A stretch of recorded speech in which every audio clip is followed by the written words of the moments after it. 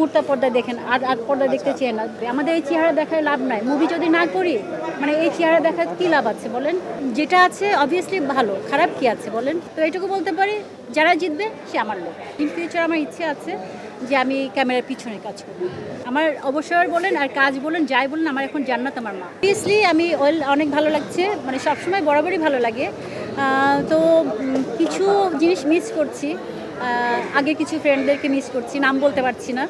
তো তারা অনেকে দেশের বাইরে আছে, অনেকে দেশের মধ্যে আছে, তো তাদেরকে অনেক মিস করছি। কারণ শিল্পী তো আমরা একই জায়গায়, মানে একই ঘরের মধ্যেই থাকি, তো সেই ক্ষেত্রে কেউ দূরে চলে গেলে তাদেরকে মিস করতে হয়। মুহূর্তে পর্দায় দেখেন, আর আর পর্দায় দেখতে চেয়ে না। একজন শিল্পী হিসেবে সমস্ত শিল্পীদেরকে নিয়ে ডিরেক্টরদেরকে উৎসাহ দিতে হবে।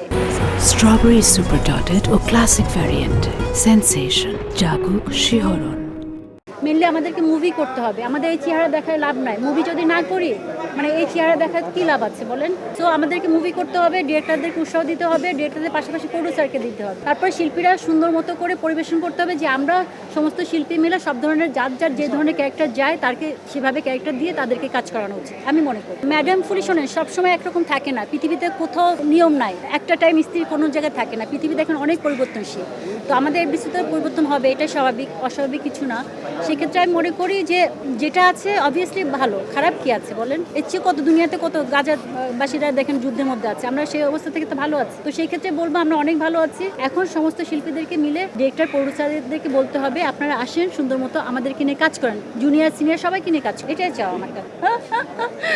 কারা জিততে পারে? সবাই তো আমার। তো সবাই জিতলে আমি খুশি। শোনেন, একটু পরে গাছের পাতা আল্লাহর হুকুম ছাড়া নড়ে না। তো আমি বললে কি হবে? শুধু শুধু মুখ নষ্ট হবে। হ্যাঁ, তো এইটুকু বলতে পারি, যারা জিতবে সে আমার লোক।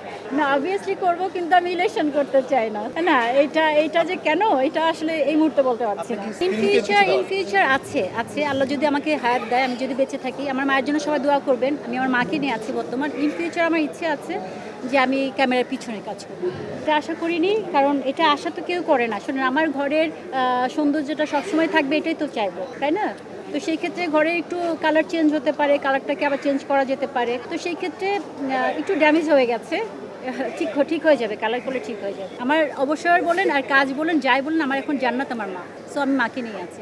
আমি আসছি ভোটটা শুধু দিতে, মানে আমার রেসপন্সিবিলিটি, আমার দায়িত্ব শিল্পী হিসেবে, এই জন্য আসি। মাকে রেখে এসে এখন বাসা চলে। অবভিয়াসলি আমি জানি আপনি এই প্রশ্নটা করবেন। আপনি করবেন না, অন্য কেউ একজন করবে অবভিয়াসলি। বিস্তারিত মিস ইউনো। হ্যাঁ, সে আমার কলিগ অবভিয়াসলি। ম্যাডাম ফুলি যখন আপনি পুরানো কথা আসলে কেউ শুনতে চায়, তাই ম্যাডাম ফুলি যখন আমি রিলিজ হয়, তখন বাংলাদেশের 4টা বিগ, মানে লাইক অনেক বিগ বাজেটের মুভি ছিল আমার ম্যাডাম ফুলির সাথে। তো তখন আমার কোনো টেন্স হয়নি, বিকজ আমি এসেছিলাম বাসা থেকে পালিয়ে, মানে আমি একজন নায়িকা হওয়ার জন্য, একজন অ্যাক্ট্রেস হওয়ার জন্য। তো আমার ফোকাস ছিল যে আমি যাই করি না কেন, আমার উপরওয়ালার উপর বিশ্বাস ছিল, আমার উপর কনফিডেন্স ছিল, আমি সেই হিসাবে কাজ করেছি। ম্যাডাম ফুলি যখন আমি দেখতে যাই পদ্মা সিনেমা হলে, তো সেখানে আমি, আমার ভাই, আমার লাইক যারা ছিল আমার ফ্যামিলি, মুভি দেখতে গিয়ে টিকিট পাই না। ফার্স্ট ডে গেছি, সেকেন্ড ডে গেছি, থার্ড ডে আমি দাঁড়িয়ে, বোরখা পরা ছিল। তো ওই দিনের অনুভূতিটা আসলে পৃথিবীতে, আমি মা হইনি, মায়ের স্বাদটা আমি জানি না, তবে আমার মাকে আমি ফিল করি যে আমরা 11 ভাই বোন। আমার মায়ের কাছে আমরা, মানে 11টা হলে কি হবে, সবাই একরকম ফিল করে। তো একটা সন্তানকে একটা মা যেরকম ফিল করে, তা আমি আমার মায়ের এক্সপ্রেশন দেখলে বুঝতে পারি। তো সেই ক্ষেত্রে আমার ওই ফিলটা ছিল। Enough is enough. আল্লাহ যদি এরপরে কিছু চায়, আমাকে আর উনি ইয়ে করবেন না। আমি মানুষকে ভালোবাসতে চাই, এটাই আমার চাওয়া। আল্লাহ, এটা বললে কান্না আসবে। কান্না আসলে সবসময় আসে, মানে শহীদ খোকন স্যার, যিনি আমাকে এই জায়গাটা, সিমলাটা, মানে যে নামটা ধারণ করেছি, ওনার পরিবার, ওনার ওয়াইফ এখনও আমার এই জায়গাটাতে আছেন। উনি আমার অনেক অনেক ভালো লাগার মানুষ, অনেক ভালোবাসার মানুষ। এখনও তাদের সাথে, তাদের পরিবারের সাথে আমার ভালো সম্পর্ক আছে।